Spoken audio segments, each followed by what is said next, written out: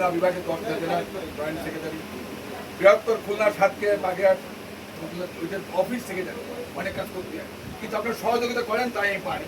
Lions club গত বছর শেষ হয়ে গেল 2025, সেটাও আমি আসছি হেডকোয়ার্টার ছিলাম। এবার আপনাদের অনেকে লায়ন্স ক্লাব আজকের থেকে নতুন দিন 2026 2027 নতুন দিন। এই দিনে আমি আপনাদেরকে নিয়ে নতুন টিম গঠন করবো।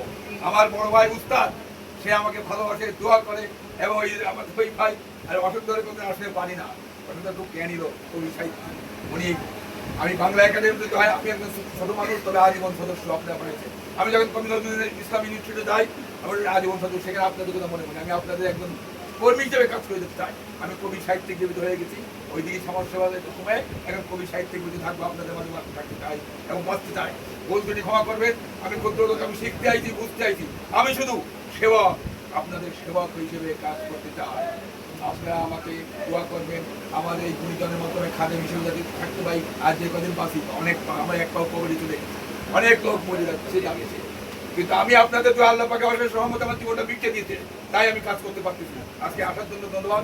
আমার একটা ছেলে একটা মেয়ে, এদের জন্য আপনি দোয়া করবেন। আমার আর কেউ নাই, ছেলেরা এখন জার্মানি আছে, লন্ডন জেলা করতাম, আমার ছেলেদের দোয়া করবেন। এই সামাজিক কাজে অনেক টাকা খরচ করতে হয়, এই টাকা পয়সাগুলো আমার সন্তানের দেয়, আর আপনারা দিয়ে দেওয়া পারেন।